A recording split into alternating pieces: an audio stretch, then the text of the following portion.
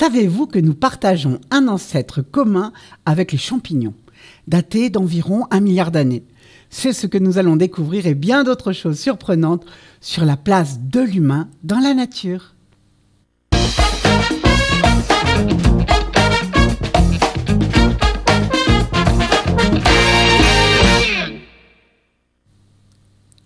Bonjour à toutes et tous, et j'ai le grand plaisir aujourd'hui d'inaugurer une nouvelle collection de notre série Les Causeries, dédiée aux sciences de la vie et de la terre. Alors, ce premier chapitre sera consacré plus particulièrement à l'homme et à la place de l'homme dans la nature.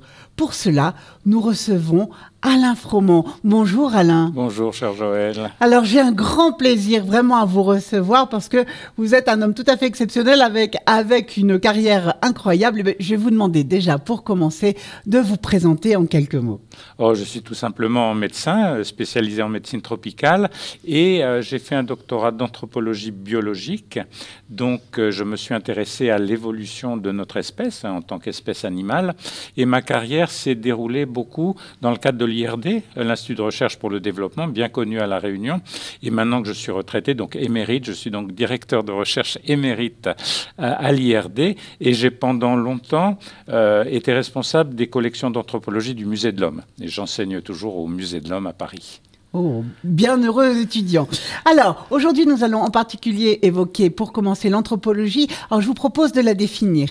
Oui, c'est un mot qui est un peu vague et donc ça veut dire tout simplement discours sur l'homme, et on voit sur la diapo qu'il y a en fait deux branches qui sont l'anthropologie biologique et l'anthropologie culturelle, celle qu'on connaît le mieux, la socio-anthropologie, donc ethnologie, ethnographie, etc. dans l'ancien vocabulaire, mais c'est surtout ça qu'on connaît avec Lévi-Strauss, avec maintenant Philippe Descola au Collège de France. L'anthropologie biologique est moins connue malheureusement alors qu'elle est importante.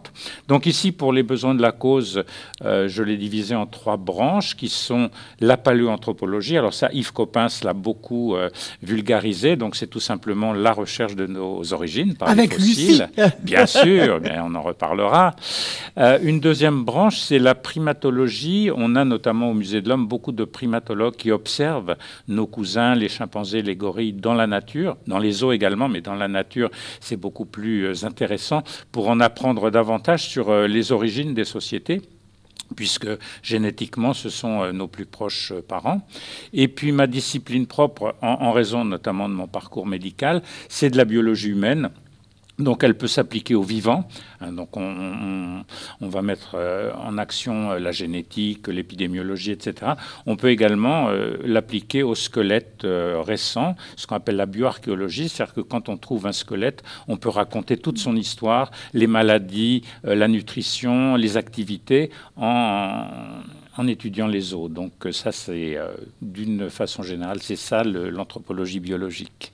Bien, écoutez, merci beaucoup de ces précisions. Alors, nous avons comme titre de notre émission la place de l'homme dans la nature. Alors, parlons donc de ce qui fait de nous des hommes, de ce qui nous différencie des autres animaux, par exemple.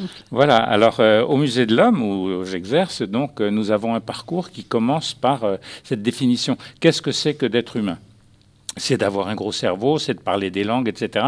Mais tout ça, c'est la conséquence d'une particularité importante, pratiquement unique, la bipédie. C'est-à-dire que nous marchons debout, et c'est ce mécanisme de bipédie qui a finalement généré tout le reste, la libération de la main, l'augmentation du volume cérébral, etc.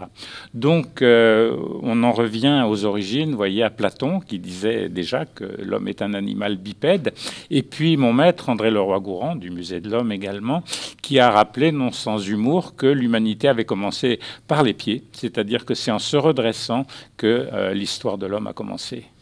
Oui, on voit que c'est tout à fait caractéristique de l'humain et effectivement, mais on a quand même des surprises un peu quand on regarde l'histoire bien des ornithologues qui ont parfois des comparaisons étonnantes. Oui, alors en faisant des recherches, je suis tombé sur cette gravure qui remonte à Henri III, en 1555, et donc premier traité d'ornithologie par Pierre Belon. Donc c'est un traité sur les oiseaux, mais il a à un moment l'idée, vous voyez, de suspendre un oiseau, disons un poulet, dans la même attitude qu'un squelette humain, comme on voit d'habitude sur les potences. Et là, je pense que lui-même a dû avoir une espèce d'illumination en voyant comment ces deux squelettes sont homologues, c'est-à-dire que toutes les parties correspondent. Et pourtant, quand on voit un poulet, il ne nous vient pas à l'esprit immédiatement qu'il est bâti comme nous. Donc la réflexion d'aujourd'hui, dans cette causerie, ça sera sur ce qu'on appelle le body plan, le plan corporel. Comment nous avons un plan corporel qui nous relie à d'autres animaux dans la nature. Ah oui, c'est tout à fait passionnant parce que là, on est à des années-lumière de Darwin en termes de siècles et on trouve cette image qui est très, très étonnante. Alors, voyons donc un peu nos liens de parenté dans la nature. 300 ans avant Darwin, 200 ans avant Buffon. Alors évidemment, nos plus proches cousins, je le disais, ce sont les bonobos et les chimpanzés. Donc ils ont quelque chose de très humain dans leur comportement, dans leurs sentiments. On est proche. Et vous voyez sur la physionomie, effectivement, entre la face d'un chimpanzé et une face humaine, on a une correspondance exacte. Et puis vous avez en bas à droite cette dame qui est face, non pas à un chimpanzé, mais à la reconstitution d'un australopithèque. Et vous voyez ce face-à-face à 3 millions d'années d'écart, et cette réflexion qu'on peut avoir sur nos origines. Oui, c'est tout à fait étonnant, et c'est vrai que bien, on va parler un petit peu de tout ce qui fait finalement du schéma général qu'a donné la nature à ces êtres vivants. Bien sûr. Et donc, on a dans le monde un vaste projet, l'arbre de la vie, un Tree of Life, qui est tout simplement basé sur les séquençages ADN de tout ce qui est vivant sur la Terre. Et vous voyez, ça, ce sont les travaux de mes collègues du muséum, Le Guyader, Le Cointre et Lopez Garcia. Donc, ce sont des taxonomistes. Hein. Ils font un catalogue du vivant et ils relient les espèces vivantes entre elles. Donc, vous voyez que cet arbre de la vie, c'est un trèfle, en fait, avec 3 feuilles. Les 2 feuilles du bas, ce sont les bactéries et les archées. Les archées, ce sont aussi des bactéries, mais primitives, qui vivent dans des milieux extrêmes. Vous voyez que dans le vivant, et encore là, il n'y a pas les virus, parce que les virus ont un statut un peu à part, dans la mesure où ils sont semi-vivants. Ils ont besoin de cellules vivantes pour se reproduire. Donc, les virus, c'est également très important dans la nature. Mais là, vous voyez la place que peuvent occuper les bactéries. C'est énorme, puisque c'est la 3e feuille du trèfle qui contient tout le reste. Et dans le reste, on a ce petit secteur-là, ce sont toutes les plantes. Vous voyez qu'elles n'occupent pas tant de place que ça dans l'arbre du vivant. Ça, ce sont plutôt les protozoaires, tous les animaux vraiment un peu simples. Et puis, les animaux plus complexes, les métazoaires, donc ceux qui ont plusieurs cellules, ils sont cantonnés dans ce petit secteur rose-là. Donc c'est aussi une assez faible portion du vivant. Et vous disiez en introduction qu'on a un ancêtre commun avec les champignons. Effectivement, il est là. Alors, en fait, il faut partir de l'origine. Ici, donc, c'est un ancêtre putatif de tout ce qui est vivant. Donc, on l'imagine, bien sûr, on ne trouvera jamais son fossile. Mais la première forme vivante, on l'appelle Luca, Last Universal Common Ancestor, le dernier ancêtre commun à tout ce qui est vivant, et on le date à peu près à 3,5 milliards d'années, c'est-à-dire à peu près 1 milliard après la formation de la Terre. Il a fallu plus d'1 milliard d'années pour que l'inanimé se transforme en animé. Et les chercheurs travaillent beaucoup sur cette origine de la vie qui reste encore un peu mystérieuse. Et puis, donc, avec l'évolution, la complexification, on arrive à ces branchements. Et le dernier ancêtre commun entre les champignons et les autres animaux, si on peut dire, il date d'1 milliard d'années. Et pourquoi on sait que les champignons ne sont pas des végétaux, malgré ce qu'on pourrait croire? D'abord parce qu'ils ne vivent pas avec la photosynthèse, on peut les élever dans l'obscurité. Et puis, un certain nombre de leurs protéines sont partagées avec des invertébrés. la chitine notamment, qui fait la rigidité des insectes. On la trouve aussi chez les champignons.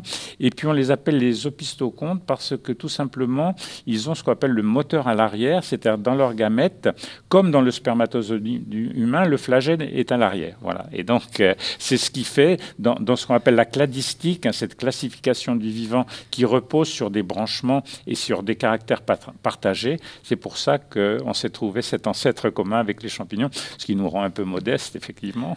Avec un moteur à l'arrière, effectivement, tout à fait. Alors, on va continuer notre chemin d'évolution et faire un petit peu quelques comparaisons. C'est vrai que c'est intéressant, il est vraiment particulièrement intéressant de voir la place de l'humain, comment l'humain se situe dans la nature, quelles sont les parentés, en fait, au sein de cette nature. On voit notamment dans l'évolution et le développement des individus les parallèles que l'on peut faire. Oui, cet arbre de la vie nous situe par rapport aux autres êtres vivants. Et les travaux des embryologistes du XIXe siècle ont insisté, notamment Haeckel, qui est l'auteur du mot écologie, entre autres. Donc, il a fait un parallèle entre les embryons très jeunes et donc différentes espèces, ici vous voyez, poissons, salamandres, tortues, poulets, lapins, humains. Alors ce schéma, il a vieilli, les embryologistes ont convenu que c'était un peu arrangé quand même maintenant. Mais je le montre parce que historiquement, il est important. Et donc la leçon à en tirer, c'est que quand on parlait des spermatozoïdes tout à l'heure, donc au début de la fécondation, les premières divisions cellulaires, effectivement, elles sont communes à tous les vertébrés. Et puis, avec les jours et les semaines qui s'écoulent, évidemment, la différenciation se fait, de sorte qu'on aboutit finalement à un poisson ou à un humain. Mais les formes précoces sont comparables. Et donc, c'est ce qu'on appelle l'évo-dévo. Évo pour évolution donc des espèces, la phylogénèse, et puis dévo, c'est le développement individuel après la fécondation, donc l'ontogénèse. Il y a donc une espèce de parallèle entre l'histoire biologique des espèces et l'histoire des individus, dont on disait autrefois qu'elle récapitulait, ça n'est pas tout à fait vrai, mais qu'elle récapitulait la phylogénèse. En tout cas, cette diapo, elle est quand même assez démonstrative pour voir que nous sommes très proches parents les uns des autres en tant que vertébrés. Oui, ça resitue l'homme vraiment dans la nature. Alors, on va avancer un petit peu dans cette évolution et le développement des individus et voir plus particulièrement au niveau génétique ce qui se passe par ailleurs. Oui, donc on parlait d'ontogénèse, donc ce développement du corps, du body plan, du plan corporel. Et curieusement, on s'aperçoit que dans des animaux qui ont l'air très éloignés de nous, et notamment des invertébrés cette fois-ci, comme les mouches, eh bien nous avons un parallélisme dans le développement. Du point de vue génétique, c'est gouverné par des gènes qu'on appelle les gènes OX et qui sont alignés sur le chromosome. Et quand l'embryon se développe de la tête à la queue, ce sont ces gènes-là qui sont lus. Alors en haut, on voit une drosophile, une mouche, la mouche qui sert beaucoup en génétique, avec les gènes ancestraux et ces gènes à elle qui sont proches de l'ancêtre commun entre la mouche et nous. Et on voit maintenant en bas un fœtus humain. Et là, on voit que chez l'humain, ces gènes, ils se sont d'abord dupliqués, puis ensuite redupliqués. Donc, ils ont été recopiés et multipliés par 4. Mais on voit que par rapport à la drosophile, le parallélisme est absolu. Donc là encore, c'est une homologie. Et vous voyez donc de la tête à la queue, chez l'embryon humain, le parallélisme avec la mouche. En fait, ce plan corporel, on peut dire que dès qu'on a un animal qui a un axe longitudinal, c'est-à-dire qui va de la bouche en avant à l'anus à l'arrière, qui a un côté droit, un côté gauche, qui a un dos et un ventre, eh bien, nous avons le plan corporel que nous partageons avec énormément de formes vivantes, y compris des invertébrés. Ouais, c'est tout à fait passionnant de voir ces similitudes. Alors, effectivement, on va voir à présent maintenant dans les évolutions dans ce plan corporel et les évolutions qui se font tout au cours des différents millénaires et des différentes apparitions des espèces. Voilà, alors sur cet embryon, on note que les gènes OX, ils n'interviennent pas sur ce qu'on appelle le télencéphale, c'est-à-dire sur le cerveau, l'extrémité du cerveau. Ça, ces gènes sont très anciens. amphibiens, donc, puisqu'on les partage avec les invertébrés, et le développement cérébral, qui fait notamment le propre de l'humain, mais aussi des mammifères, il est postérieur au gène OX, et c'est ça qu'on a gagné en quelque sorte dans l'évolution. Mais tout ce qui est postérieur, donc c'est un schéma vraiment ancien. Alors, effectivement, on peut décliner cette évolution en termes d'arbres phylogénétiques.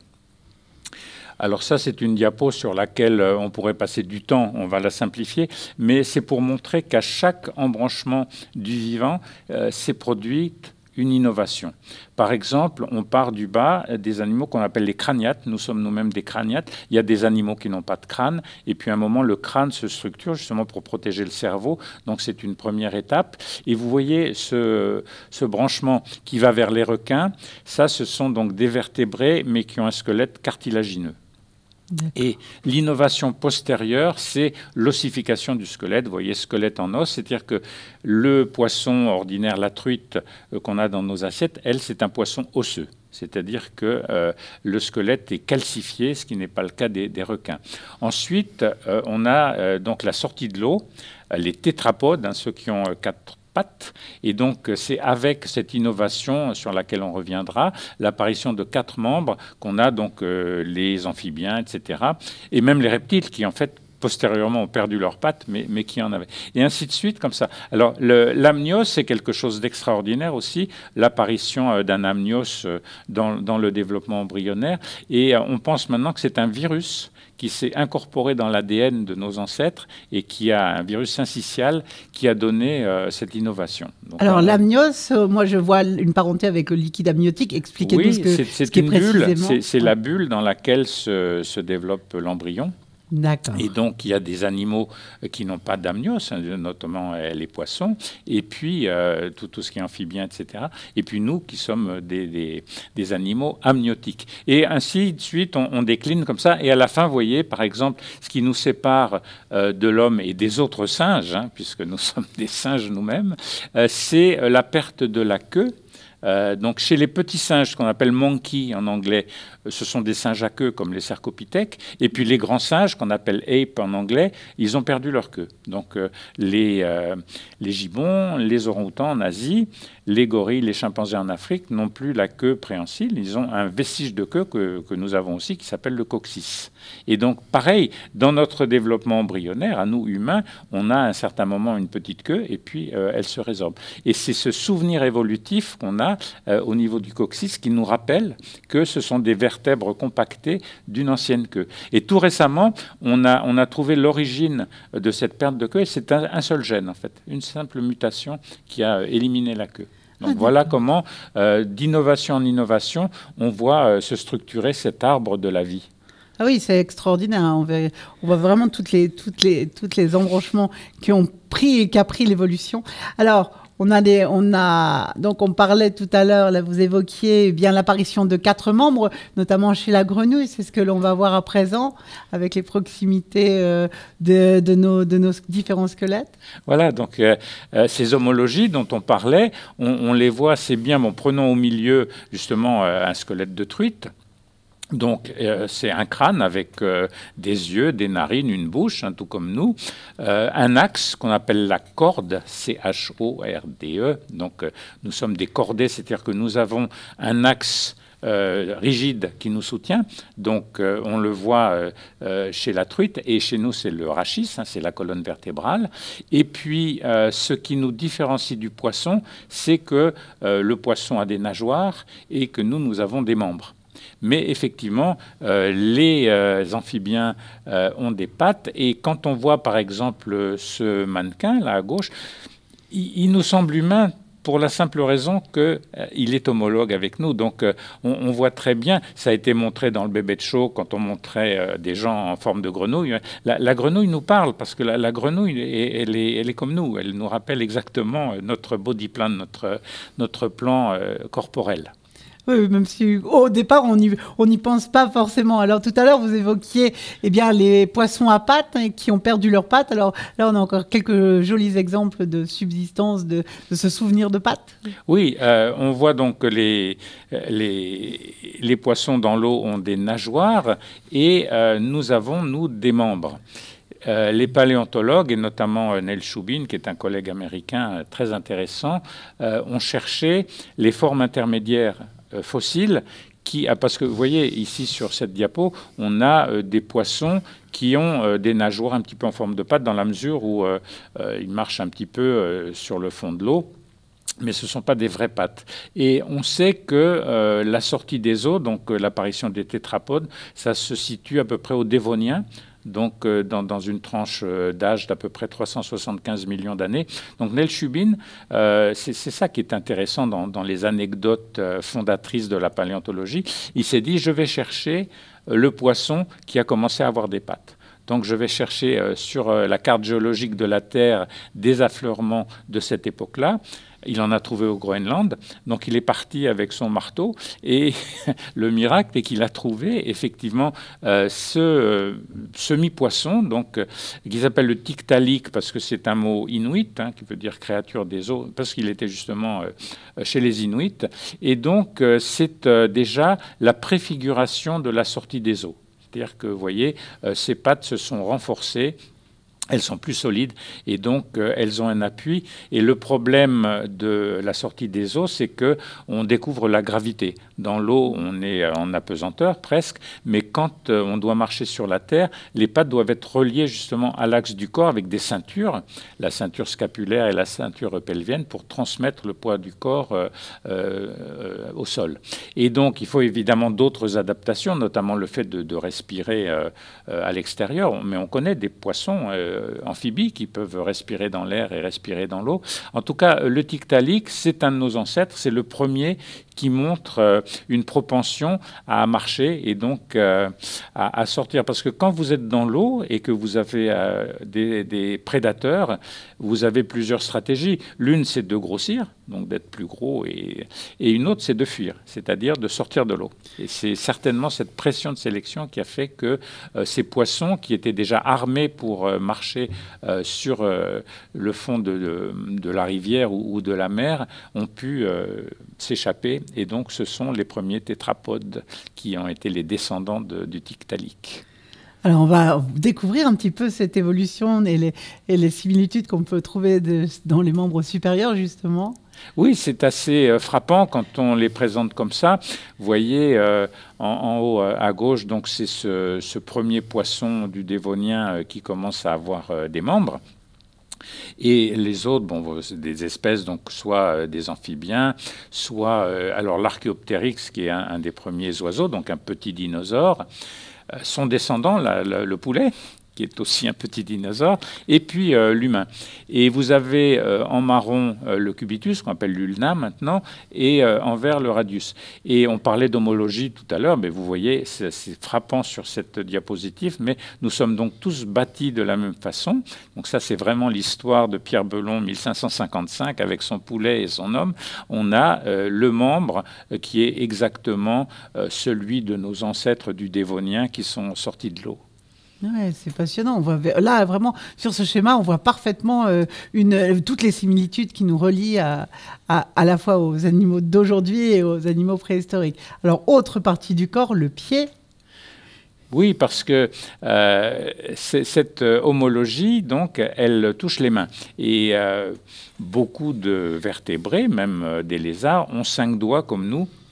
Et finalement, notre main, qui a un pouce opposable pour saisir les branches, elle est très semblable à celle des autres primates, si ce n'est que ces primates-là, donc les gorilles, les chimpanzés, sans parler des cercopithèques et autres, tous les singes sont des grimpeurs et ils sont ce qu'on appelle des quadrumanes, c'est-à-dire qu'en fait, ils n'ont pas 2 mains et 2 pieds, mais plutôt 4 mains. Et donc, le remarquable chez nous, c'est la structure du pied. Donc, c'est ce que Vinci désignait comme un modèle d'ingénierie, puisque ce pied doit porter l'ensemble du corps. C'est ça, la bipédie, c'est ça qui nous caractérise. Et quand on voit les autres mains ou pieds de nos mammifères, eh bien, ils ont cette déclinaison des 5 doigts. Donc, chez l'orang-outan ou chez le gorille, c'est assez proche de la main humaine. Chez d'autres espèces, les doigts peuvent se spécialiser. Par exemple, le cheval à droite, il ne court que sur un doigt. Il a 2 doigts latéraux qu'on appelle les os canons qui sont vestigiaux.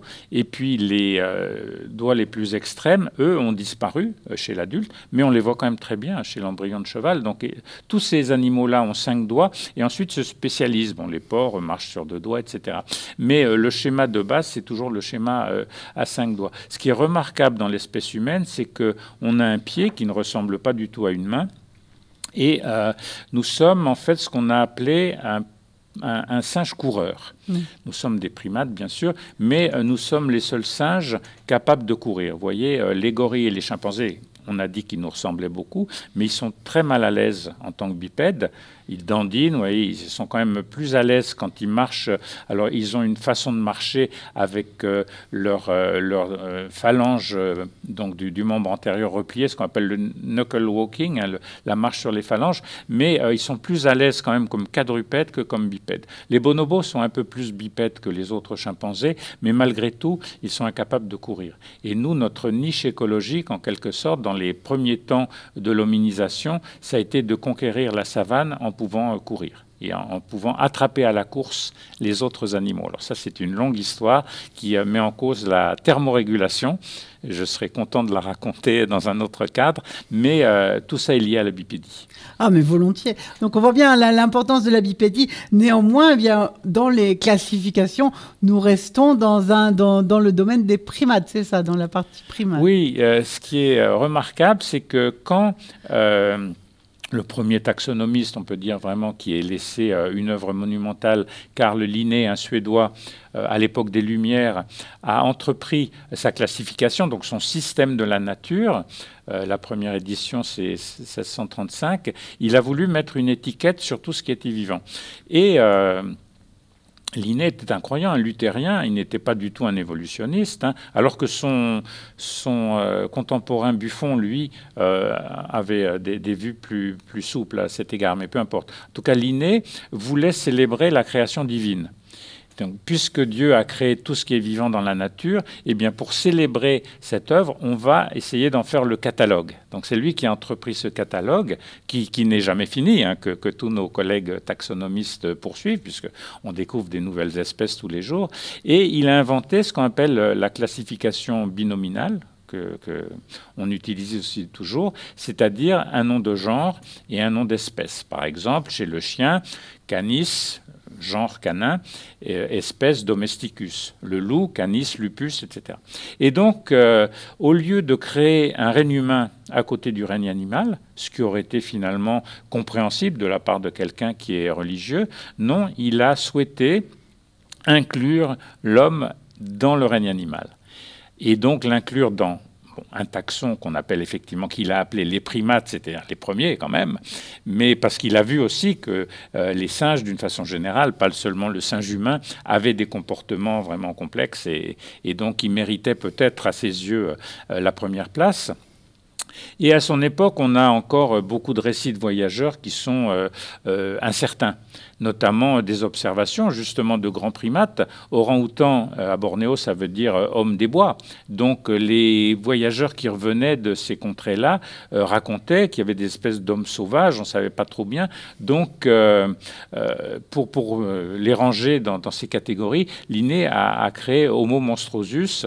Et en fait, ça inclut beaucoup de primates actuels, notamment les gorilles et les chimpanzés. Et puis, pour ce qui nous concerne, donc, il a créé le taxon Homo sapiens. Alors, sapiens, ça veut dire à la fois sage, connaisseur, etc. C'est peut-être un peu beaucoup pour nous. Mais en tout cas, c'est vrai que le cerveau humain est certainement ce qu'il y a de plus complexe dans le monde du vivant. Et donc, étant taxonomiste, il a aussi voulu créer des variétés pour décrire ce qu'on voyait, et ce qu'on voyait surtout sous une forme continentale. C'était qu'effectivement, dans les récits des voyageurs qui commençaient à découvrir l'ensemble de la planète, sauf le Pacifique, on le verra, eh bien, chaque continent avait un petit peu sa variété humaine, avec une couleur de peau, avec des traits du visage, etc. Donc, en dehors de Homo ferus, qui est l'homme sauvage, là encore, qu'il a gardé, parce qu'on connaissait effectivement des histoires qui n'étaient pas très claires, il a décrit l'homme américain, l'homme asiatique, l'homme européen et l'homme africain. Et plus tard, donc avec les récits des voyageurs qui vont jusque dans le Pacifique et dans l'Australie, on va compléter un petit peu cette classification, mais qui reste un petit peu dans l'esprit des gens, hein, celle des races. Hein. Alors là aussi, sur les races, il y aurait beaucoup à dire, un chapitre entier d'une causerie, mais disons que Linné considère qu'on a des variétés à l'intérieur de Homo sapiens. Oui, c'est très très intéressant, puis en même temps c'est très novateur, c'est très surprenant dans son optique d'homme religieux, enfin vraiment c'est tout à fait surprenant. Alors parlons un petit peu de paléoanthropologie à présent avec la diapositive suivante.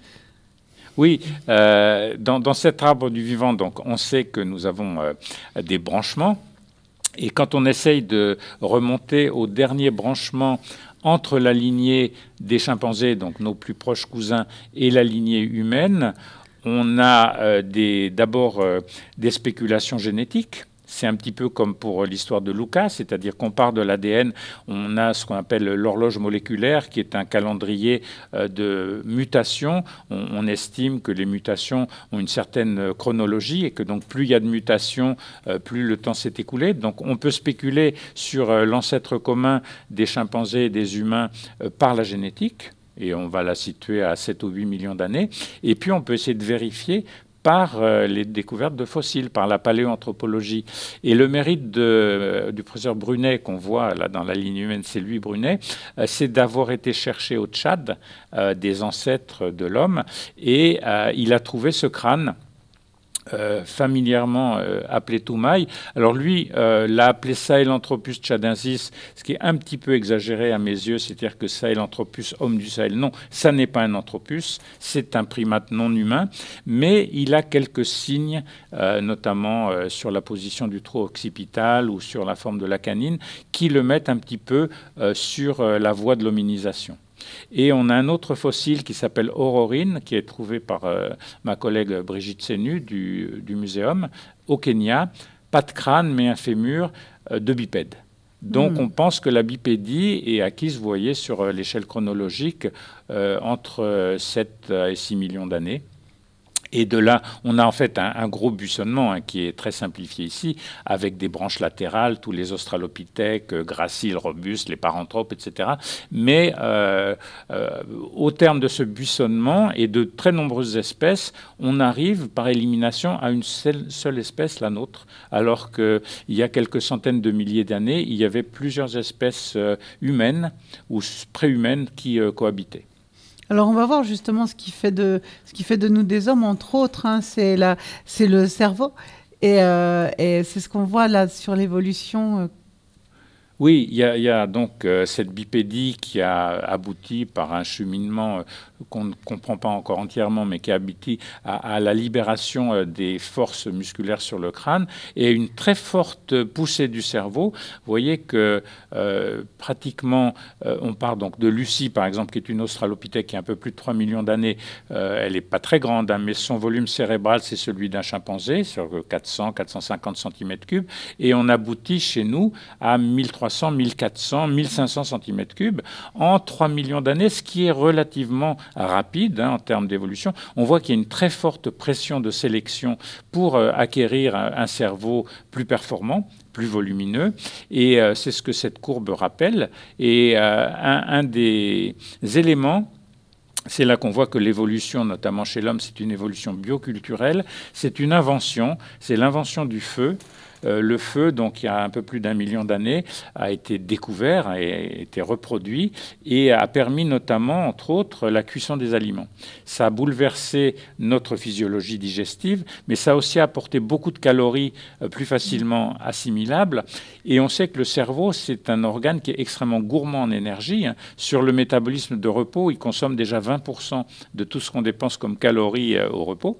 Et donc, pour nourrir ce cerveau de plus en plus exigeant, eh bien, le feu, qui est une invention totalement innovante, mais culturelle, a permis aussi l'accélération de l'augmentation du volume cérébral et donc aboutir à cet Homo sapiens qui, finalement, maintenant, grâce ou à cause de son cerveau, bouleverse entièrement la planète. Oui, là, oui, tout à fait.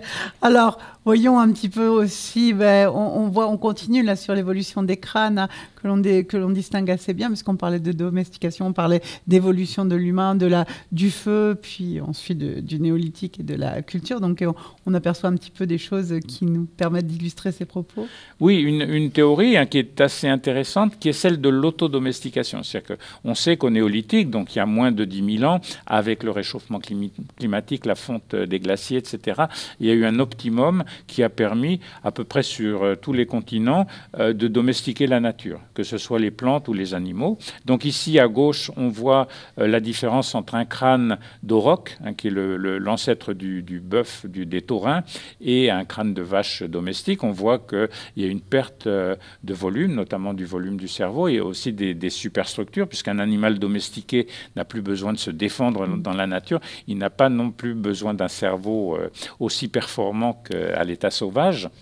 Et donc certains anthropologues ont imaginé que nous-mêmes, nous étions, bien avant la domestication des plantes et des animaux néolithiques, il y a bien plus longtemps que ça, nous étions nous-mêmes autodomestiqués en vivant en société, en nous imposant des règles.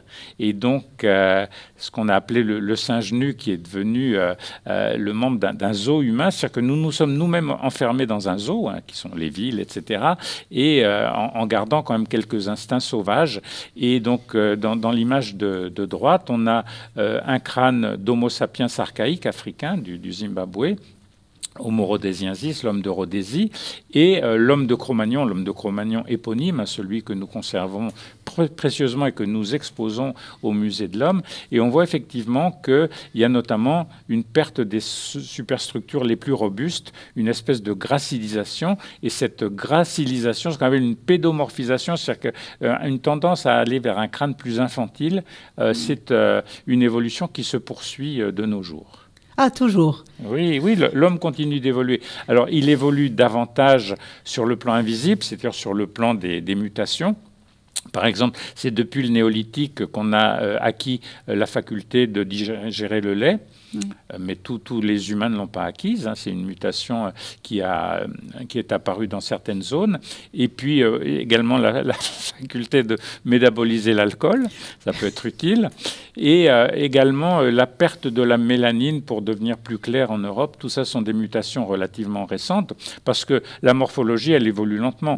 Vous voyez le crâne qu'on a trouvé au Maghreb, au Maroc, qui a 300 000 ans, le premier Homo sapiens, il ressemble quand même beaucoup à l'homme actuel. Donc l'évolution morphologique, elle se fait sur les dizaines de millénaires, tandis que l'évolution génétique, elle survient tout le temps, et d'autant plus qu'on est plus nombreux sur la Terre.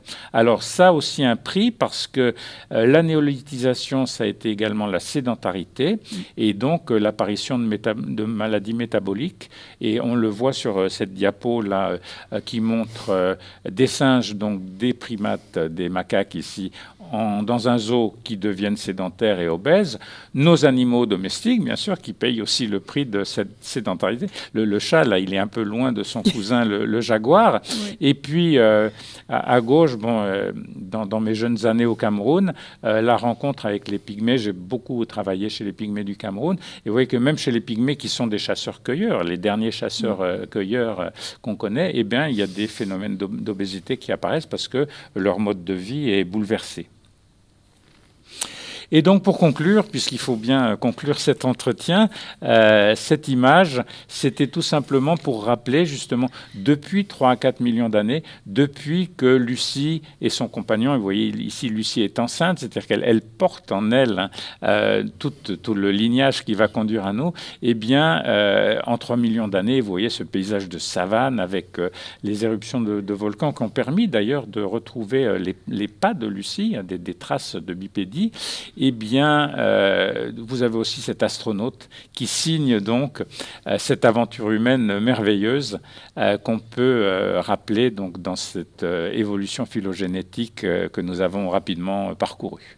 Bon, écoutez, je vous remercie infiniment. Je vous propose de passer la dernière diapositive. En fait, c'était pour rappeler que si vous souhaitez aller plus loin, eh bien, vous pouvez le faire à travers cet ouvrage d'Alain Froment, L'anatomie impertinente. Vous avez compris que nos propos l'étaient très souvent ici.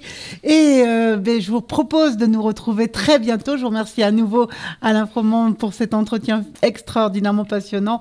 Et puis, eh bien, poursuivons nos aventures très bientôt avec Alain Froment sur nos réseaux. Alors, sur la page Facebook ou la page YouTube de l'Université numérique de La Réunion ou sur nos sites internet unr.univ-réunion.fr. À très bientôt.